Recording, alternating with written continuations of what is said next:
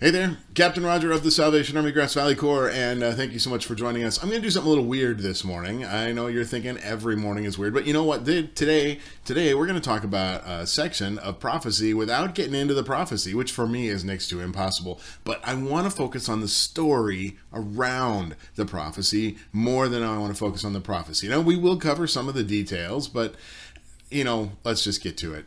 Grace and peace to you today.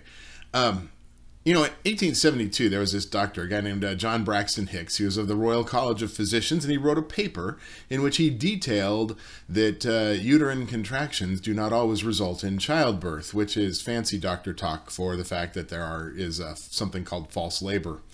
He described the way a pregnant woman's body will sometimes have practice contractions that can cause her to think she's going into labor, and he did it so well that the whole process got tagged with his name. So nowadays, any kind of false labor tends to be called Braxton Hicks contractions. Now, there's a lot of things in this world that could lead us to think one thing is happening when the reality is entirely something else.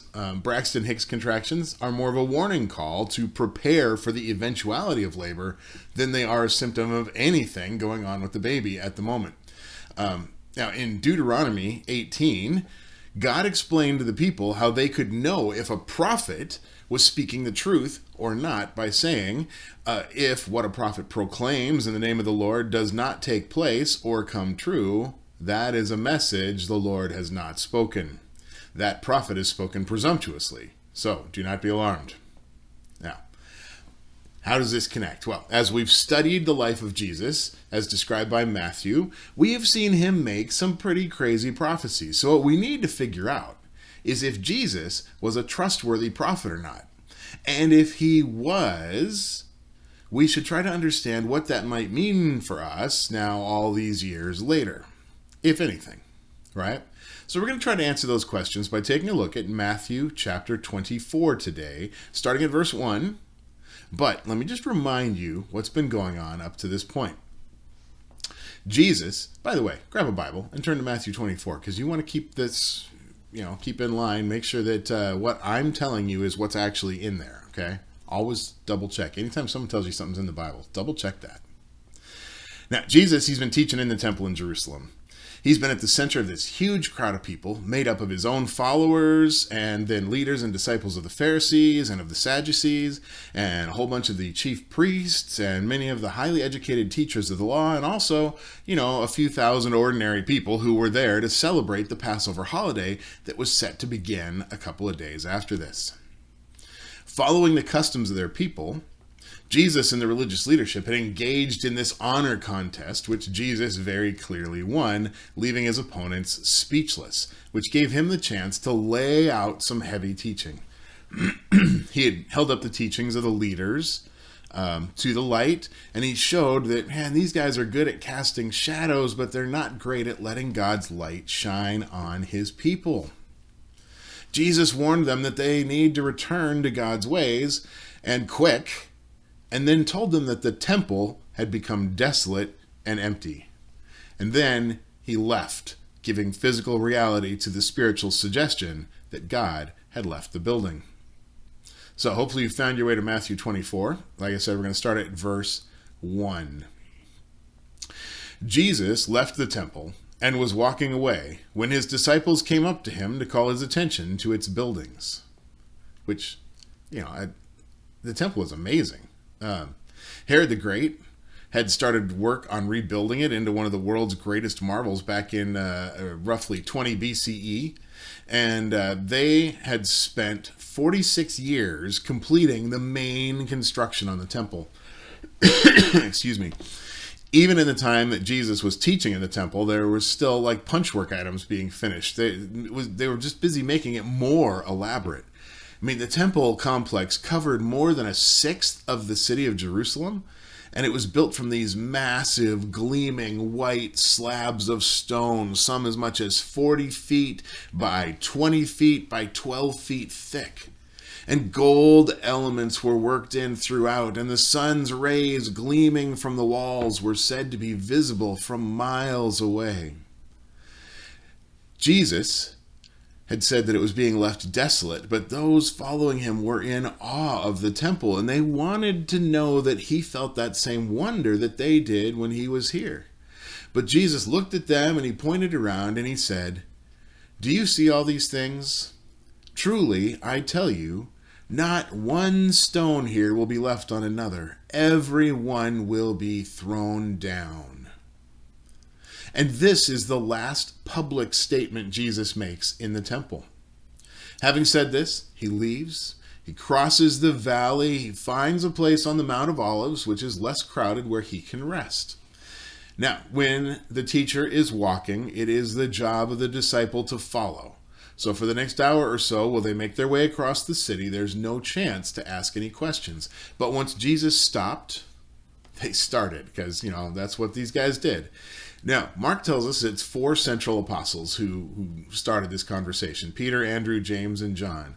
He says that they approached Jesus. But Matthew makes it clear that Jesus answers so that everyone, all of his disciples around him, can hear his answer. We're at verse 3. It says, as Jesus was sitting on the Mount of Olives, the disciples came to him privately.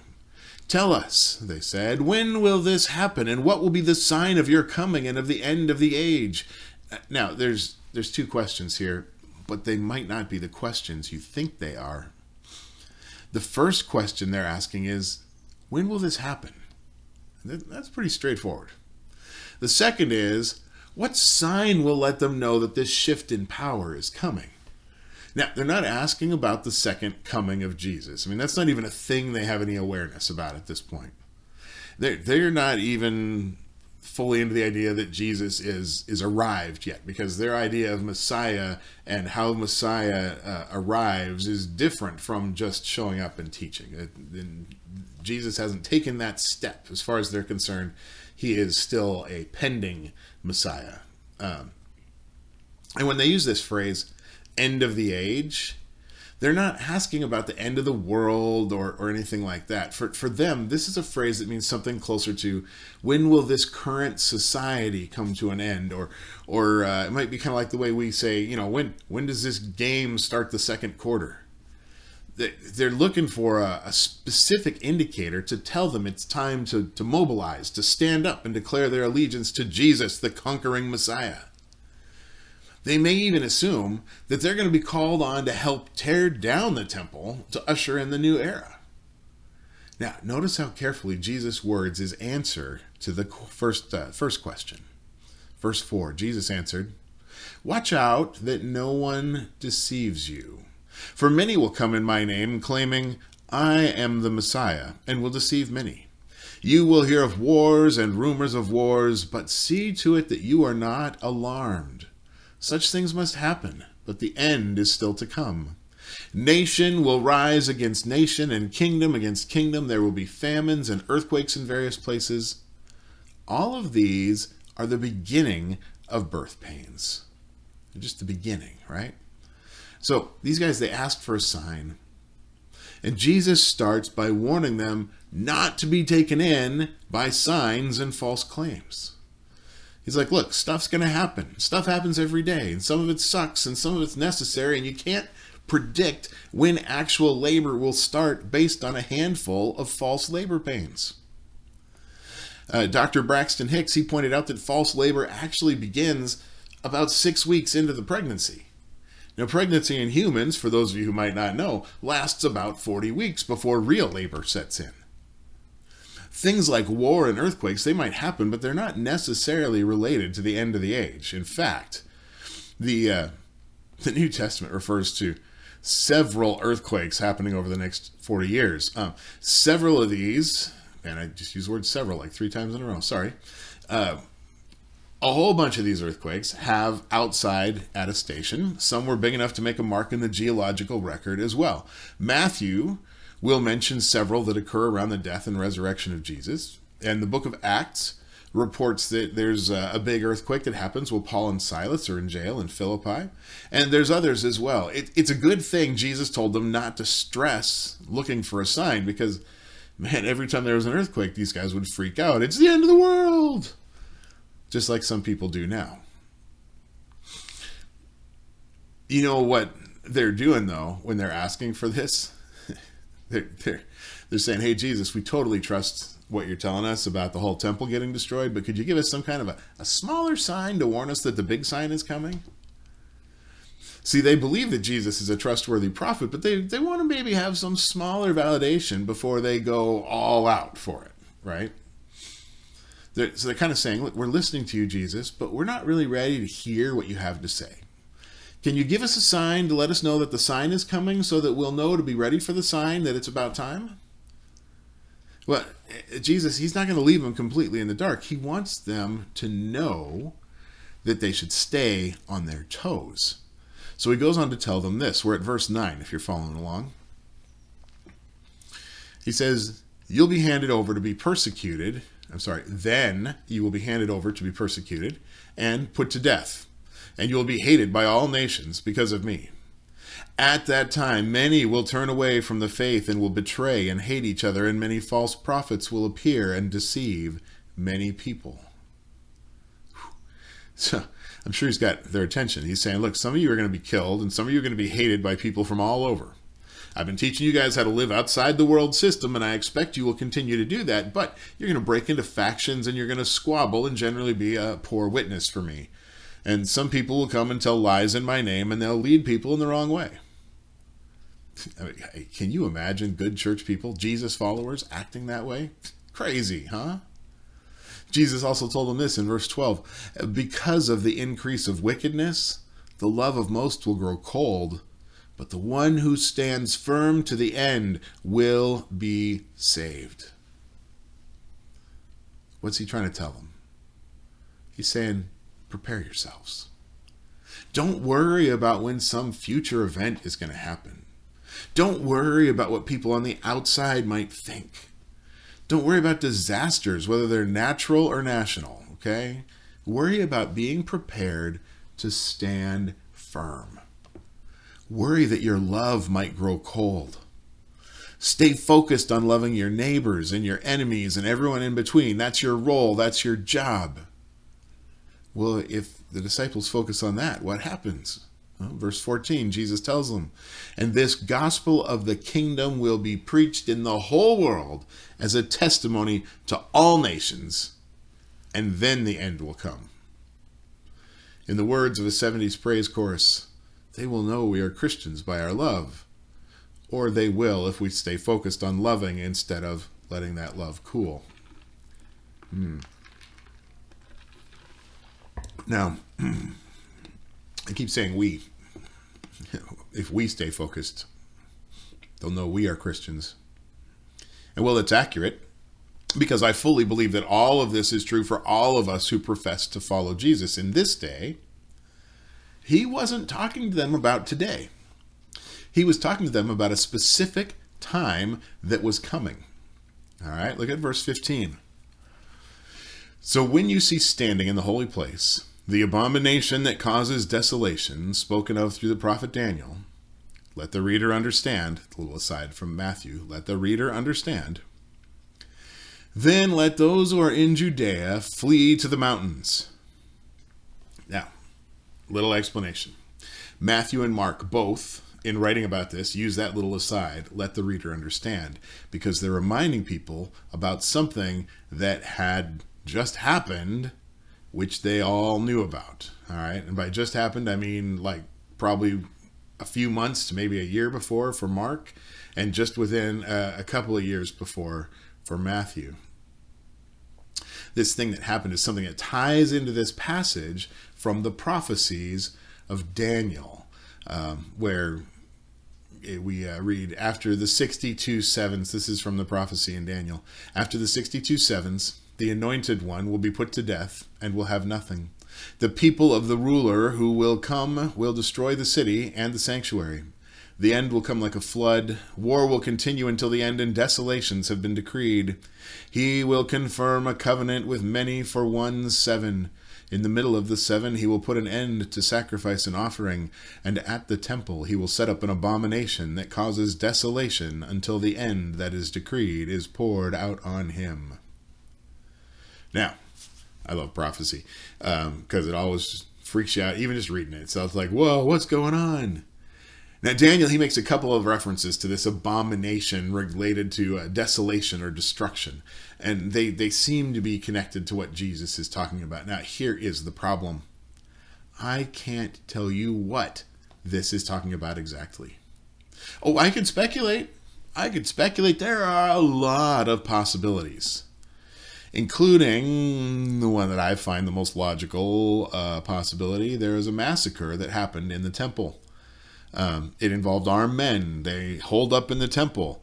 There was underhanded dealing between factions that fought with one another instead of working together for their people. There were lies that led to subterfuge, that led to slaughter of a faction at the hands of allies of another faction. There are other options, but this one is significant because it happened in the year 68. There are a couple of other things that also happened in the year 68. That is when Mark wrote or started writing his biography about Jesus. So after this event, whatever it was, Mark wrote. So that little note, reader, pay attention, that could very well be reference to what happened. Something else significant that happened in 68 is that the Christians fled the city of Jerusalem.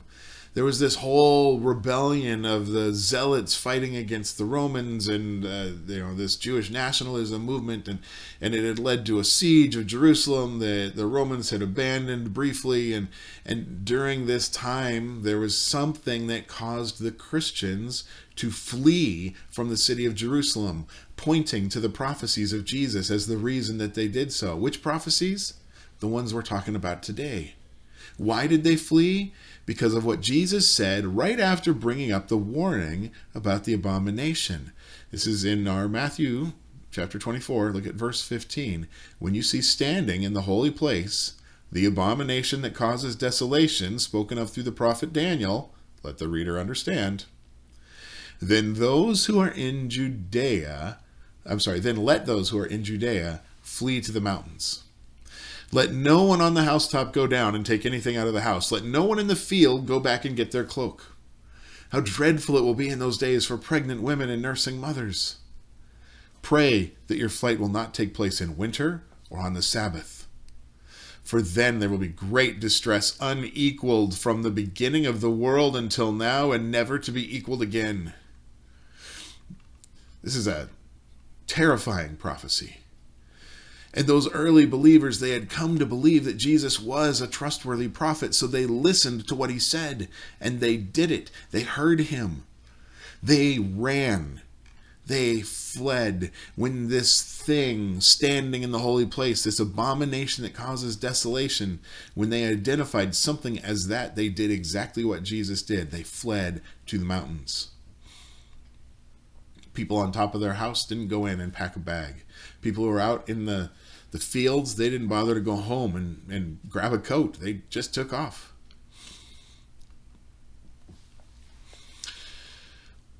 Escaping from Jerusalem turned out to be the best thing that could ever have happened to the people of Jesus.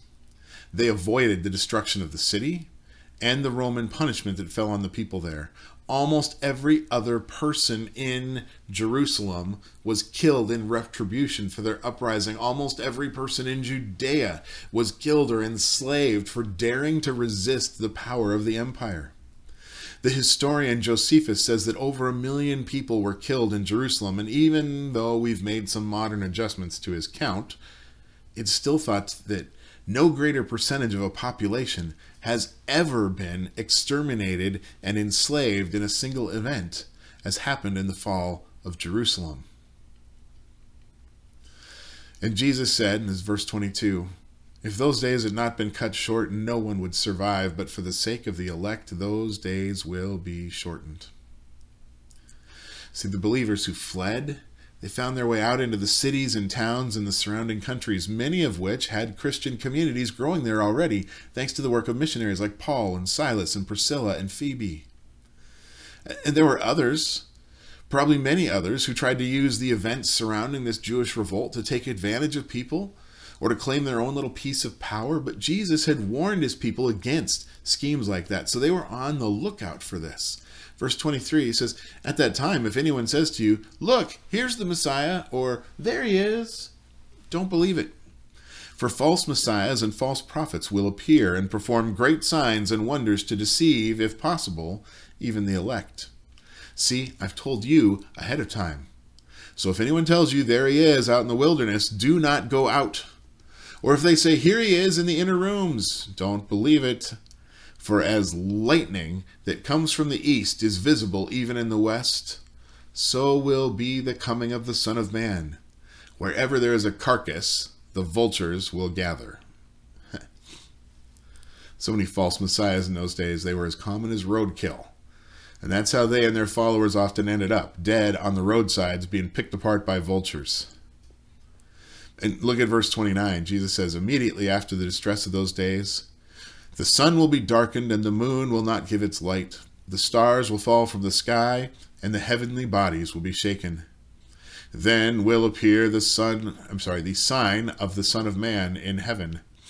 And then all the peoples of the earth will mourn when they see the Son of Man coming on the clouds of heaven with power and great glory. And he will send his angels with a loud trumpet call, and they will gather his elect from the four winds, from one end of the heavens to the other.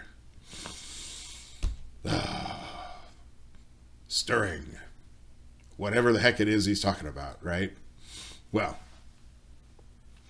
we are staying firmly in the speculative realm here, okay? But this is a combination of Hebrew prophecy from Scripture and Jesus adding some of his own stuff. What's it about? A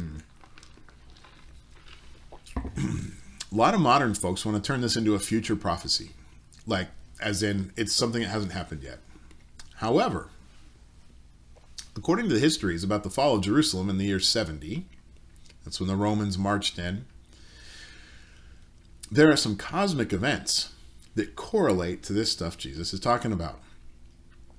Josephus, Tacitus, and a handful of other Roman historians talk about things like a comet appearing over Jerusalem, and a falling star that looked like a sword, and darkness events that terrified people across the region and even in Rome. Now, there's some evidence linking that to possibly volcanic ash from an eruption, but I'm not willing to say even that for sure without seeing some more definitive geological evidence. What I am willing to say for sure is that the people of the time certainly saw something, and whatever it is they saw seemed to them to be exactly what Jesus was saying would happen. As for the gathering of the elect, the interpretations for this, they are all over the map. For futurists, it refers to some distant time when we all stand before God's throne of judgment. For those who place this as an event that's related entirely to the destruction of the temple, this is a metaphor for the call of God to his people changing from temple-oriented spirituality to the spiritually oriented call of Christ to come and follow him. When the Romans took Jerusalem in the year 70, they burned the temple. They pulled its remains apart. They forever put an end to any kind of covenant worship being able to happen there.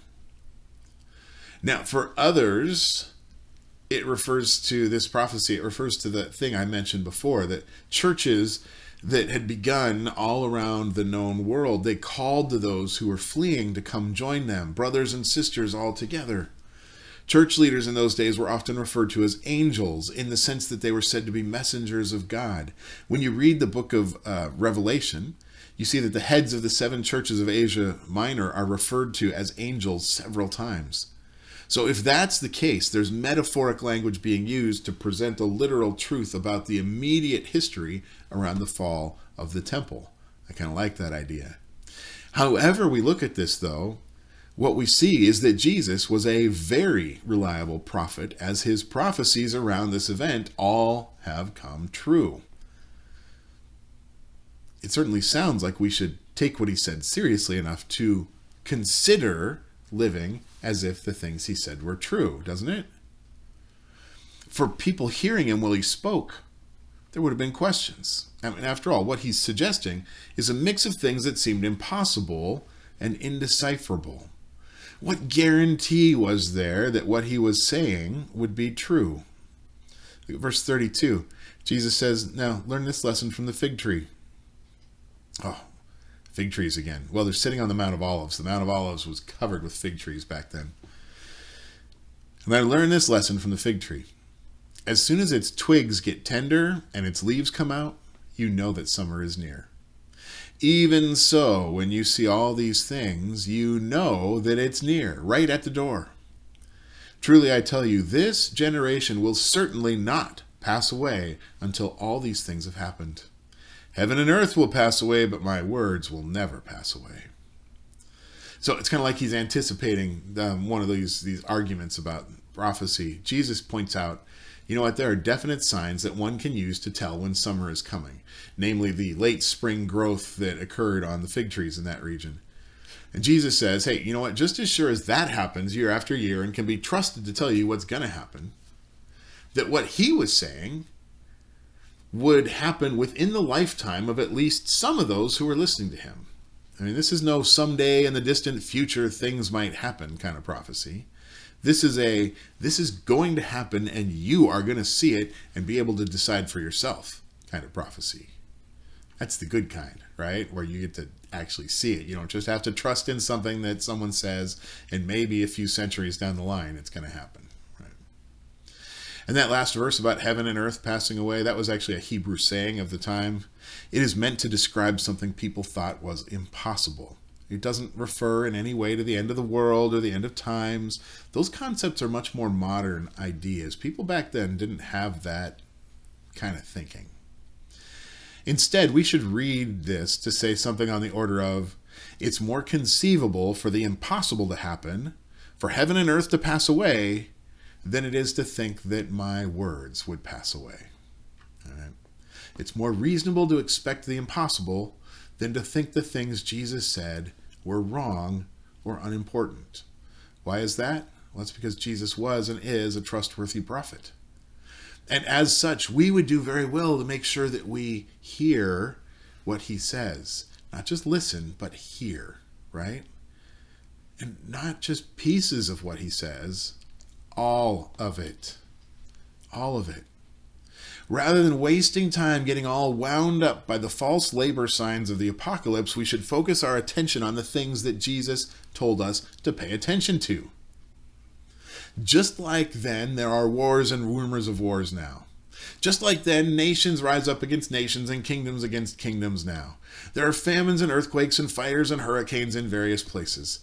And people go nuts. Oh, it's the end of times. It's the end of times. Well, you know what? That's not what you're supposed to be focusing on. There are Christians who are persecuted and shunned or beaten or even killed for living out the message of love that Jesus has instructed us to pursue, even now, just like back then. There are many who turn away from the faith. Some, will they still claim to be following it? There are factions who hate and betray one another instead of joining together to pursue the good that they can agree on. And because there is so much evil and so much wickedness in the world, there are those who have allowed their love to grow cold and even to die. Perhaps even the love of most has grown cold. But the good news of the kingdom remains. The message and the mission of Jesus remain unchanged and unchanging. His love for you can rekindle your love for others. It can even bring it back to life if you've let it die. Here's my call to you. Trust in Jesus. Listen to him and do what he asked. If he was all he claimed to be, as the evidence seems to suggest, then the rewards for following him and his instructions, they are beyond imagining. And if he wasn't, you will have dedicated your life to sharing love and kindness with other human beings, which is a reward beyond imagining all on its own. I promise. This is not a win-lose situation. It is a win. So I want you to win. I want me to win. How do we do that? Love. That's Jesus' whole focus. Care about each other. Choose to care about each other. You don't have to have that warm, fuzzy feeling. Love your neighbors, love your enemies, love everyone in between. And that word love, it's that word agape. We've talked about this before. It means to make the choice to put the welfare of the other ahead of your own. To care about someone else. Right? Let's close with prayer. Father, thank you so much for the example of Jesus. Thank you for the message of Jesus. And we get to these prophecy sections and oh man, I would love to just spend 2 or 3 weeks tearing this apart, going through line by line, identifying how all these prophecies may have been fulfilled, or what may be outstanding, or what may have been fulfilled and is going to reoccur. And there's a time and a place for that. But what we should gain out of this right now is that our focus doesn't need to be on all these details. Our worry doesn't need to be, when is the end coming? Our concern needs to be, how do we keep our love warm? How do we share the good news of your kingdom with those around us? How do we draw others in so that they can celebrate inside the kingdom with us and also not have to worry about when the end times may come? Because what do we have to worry when we're with you? Nothing. Father, teach us to follow your Son. Teach us to follow Jesus into the world as we see it today. There are so many things that are different, and there are so many things that are just the same as they were all those years ago. Help us to overcome the challenges and be the witness for Jesus that he has asked us to be. Teach us to love. We pray all this in the name of Jesus and in his power and by his blood. Amen. Amen. And hey, I said this, but take it to heart. Wherever you go, there is nothing to fear because God is already there. Just go with God. Grace and peace to each and every one of you this week. See you next time.